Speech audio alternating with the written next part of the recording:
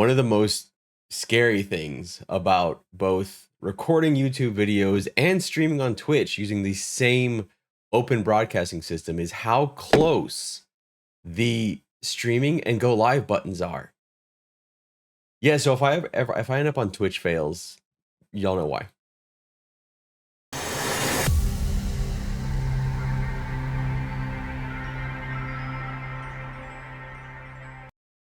So you may have noticed that there was a wee open beta for an upcoming MMO recently by just this small indie company you've never heard about called New World. I've already reviewed this game in the video you can find here, maybe somewhere up there. I highly recommend, if you want an overview of my total thoughts on that game, you go there because they haven't changed a ton. But I do want to go over some of the things that I did see as changes with the open beta recently, and what I'm looking forward to with launch. In this video, we're going to stick to the good and the bad that I experienced in the New World open beta, and end with long-term hope and long-term concerns. Starting with the good. Optimization is much improved. In the closed beta, I stuck with medium graphic settings and found my experience to be as smooth and enjoyable. In the open beta, I was able to jump up to high and it felt even better than the medium settings in closed beta. Ultra settings did still cause some noticeable drop in performance, but they wouldn't have made the game unplayable. Whatever they did between the two betas to up optimization, well done.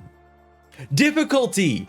This was one of my biggest concerns going into the game. I don't know how much of this was perception and how much was reality, but the difficulty was in a much better place. I should never have been fighting 2 to 3 NPCs almost 10 levels higher than me to find myself a suitable challenge. That doesn't seem to be the case anymore, as I struggled with stuff that was my own level. Sometimes. Not much. A little bit. I would not call this game hard. Not hard yet.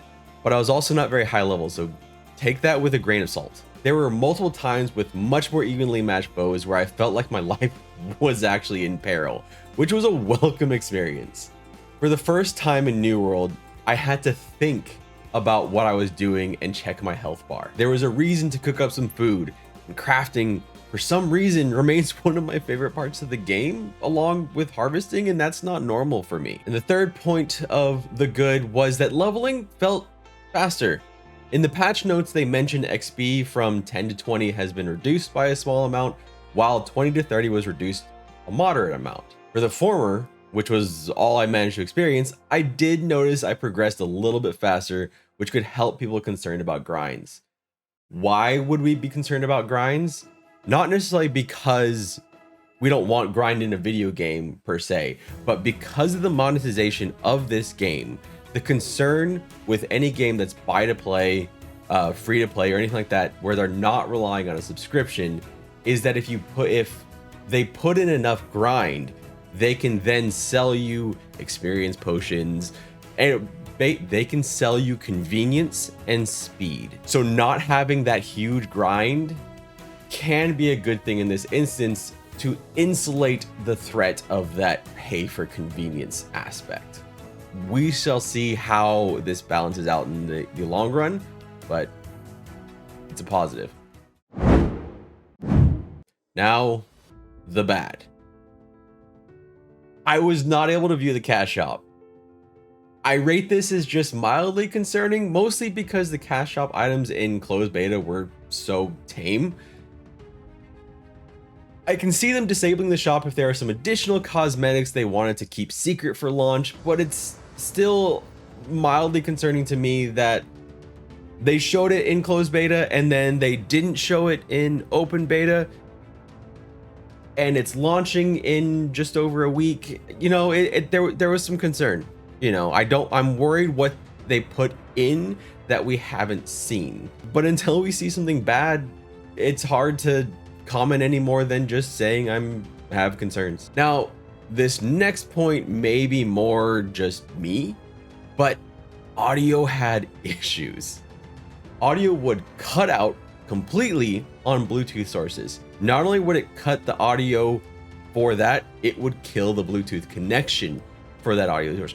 Because I stream, I use Bluetooth headphones so that I can gesticulate and move around and everything like that, and it made it impossible to do that. So I had to use wired headphones, which is fine, but still, it's not something that should be happening in a game that's about to launch. That kind of audio issue.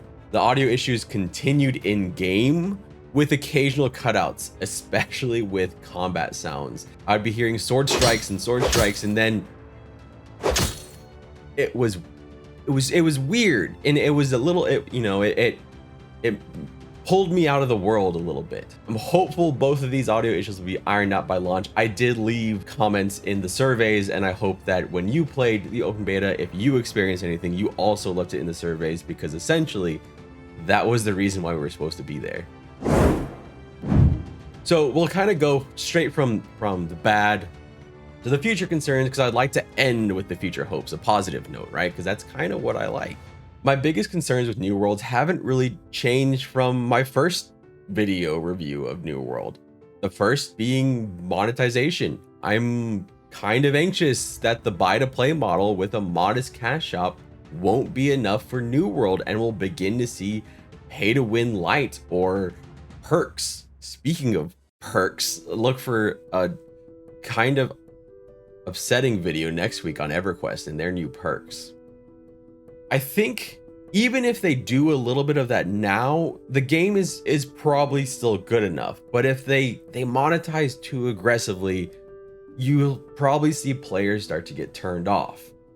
And when players start to get turned off, as history shows us, MMOs don't always back off on monetization issues. They kind of double down to rely on the people that are buying those things. So we'll see how that works, I guess. It's all hypothetical at this point, though. The second concern is one I have mostly because of the kind of tortured development cycle this game has had. It has been a PvP game, and then a PvE game, and then a PvP PvE game, and I think it took so long for it to find what it wanted to be that you missed out on some of the content creation that you may have had if they had a clear vision of what they wanted this game to be from the beginning. Many games have died due to impotent end game, and if New World expects PvP or sieges to whet the appetite of players, I imagine they'll be disappointed. Like the first point though, only time will tell. Will they add in enough content in the end game, in the middle game, and even the beginning game to keep us all interested and invested in the game long term? I think it's an open question, and one we'll have to answer over the next probably 6 to 12 months. So shifting from the negative to the positive, my future hopes of the game. New World has impressed me, and this is perhaps due in part to having low expectations for the game. I expected a survival game. What I played in closed and open beta though was much more reminiscent of an MMO. My number one hope for New World is that they have a plan for content, and that it will be enough to satisfy an often voracious MMO fan base that tears through content faster than MMO devs can create it. I'm certain Amazon Game Studios did their due diligence and researched heavily before committing to an MMO, but content gaps can kill games' momentum within months or even weeks of launch. Over the past year, New World has certainly added content, and I believe they understood lack of PvE content may have been one of the biggest concerns from testers from over a year ago, myself included. They've hinted at new biomes and cultures, so I'm excited for what New World can add to the game to keep it fresh. But we do have to still keep in mind, and not to take away from the hope, that this is their first MMO. There's a learning curve in making MMOs.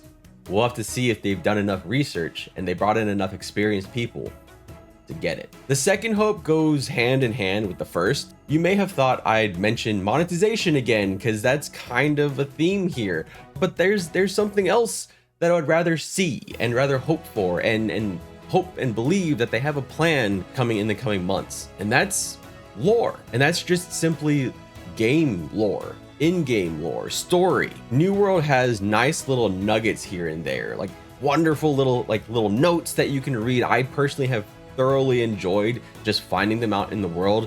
One of the ones that stands out to me is early on when you're walking towards the settlement, there's a little camp and you read about the camp and you read about basically something terrible having happened, or the outhouse where Stinky was stuck. You know, there's little things that you latch onto, which is what I want and need in an MMO to make that world feel real. And they've started to do that. I just don't know that they currently have enough. World building right now requires a lot of suspension of belief, and I hope that as they progress, they will continue to flesh it out and feed us the lore in new, interesting ways that'll really engage us and make us feel like this is a place where we inhabit, not just go visit. That's all I have today. Thank you so much for joining me for this video. If you want to see more of this face, I am on twitch.tv/redbeardflynn, Thursdays at 7 p.m. CST and Sundays at 3:30 p.m. CST. And then whenever I have the opportunity to hop on, I try. If you enjoyed this video, it would mean a lot to me if you just hit the like button somewhere right down around here. It's also next to another really cool button called the subscribe button, which, you know, then we can just be, we can have these chats often. I would like that. That'd be cool. Thank you so much and have a absolutely wonderful day.